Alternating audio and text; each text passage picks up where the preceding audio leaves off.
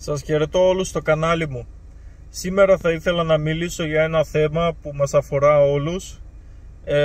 Αυτό το θέμα είναι οι σκέψεις μας. Οι σκέψεις. Γιατί οι σκέψεις? Γιατί οι σκέψεις μας δίνουν όλα όσα χρειαζόμαστε σε αυτή τη ζωή. Οι αποφάσεις, τα θέλω μας, οι επιλογές μας, όλα αυτά, το τι θα πάρουμε, τι θα δώσουμε, σε ποιο θα κάνουμε το κακό και σε ποιο θα κάνουμε το καλό. Συνήθως νομίζουμε ότι αυτές τις αποφάσεις τις παίρνουμε μόνοι μας, αλλά όμως δεν είναι έτσι. Σε κάθε απόφαση υπάρχει κάτι καλό και κάτι κακό. Συνήθως παίρνουμε την κακή πλευρά και νομίζουμε ότι αυτή η κακή πλευρά είναι η σωστή πλευρά, έτσι.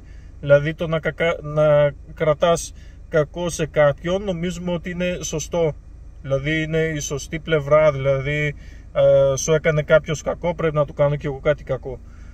Αλλά αυτό δεν είναι έτσι, δεν πρέπει να γίνεται έτσι. Διαβάστε τη βίβλο, εκεί ο Χριστός λέει ποιος είναι ο σωστός δρόμος.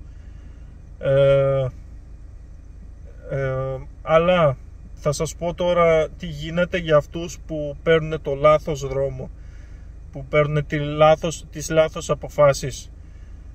Μετά το θάνατο, είναι μια έτσι μικρή ιστορία, μετά το θάνατο ο άνθρωπος μπορεί να συναντηθεί με το διάβολο και ο διάβολος θα του πει: νομίζεις εσύ έπαιρνες τις αποφάσεις, αλλά αυτό δεν είναι έτσι. Εγώ σου τις έδινα αυτές τις αποφάσεις, εγώ σου έλεγα τι να κάνεις, εγώ σε καθοδηγούσα, οπότε εσύ προσκυνούσες εμένα σε όλη σου τη ζωή, σε όλο στο δρόμο, έκανες αυτό που ήθελα εγώ. Η πίστη σου ήταν, εσύ μπορεί να έλεγες ότι ήσουν άθεος, αλλά ήσουν πιστός σε μένα, στο διάβολο, και ο άνθρωπος χάνεται εκείνη τη στιγμή, πέφτει στα χέρια του διαβόλου και χάνεται. Γι' αυτό άνθρωποι που θέλουν να βοηθήσουν τον κόσμο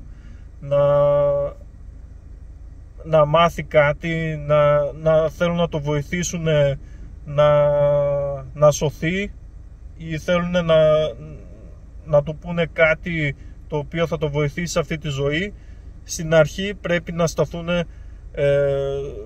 σκληρά στα πόδια τους, με πίστη, και όχι με αυτές τις μπουρδες που λένε εδώ πέρα σε αυτό το κόσμο, που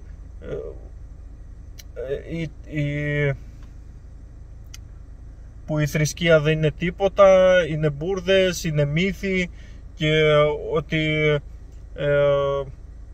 η τεχνολογία έχει πάρει το πάνω χέρι και η τεχνολογία είναι το μέλλον μας και κάτι βλακίες ένα σωρό. Αυτοί οι άνθρωποι, άμα θα θέλουν να σας τραβήξουν, θα πνιγείτε και οι δύο. Αλλά ένας άνθρωπος που έχει την πίστη στο Θεό θα σε τραβήξει και θα σε βγάλει ενώ πνίγεσαι. Αυτά ήθελα να πω. Ευχαριστώ που με παρακολουθήσατε. Κάντε like και comment. Θέλω να μάθω τι σκέφτεστε για αυτά τα θέματα και θα τα πούμε την άλλη φορά. Γεια σας.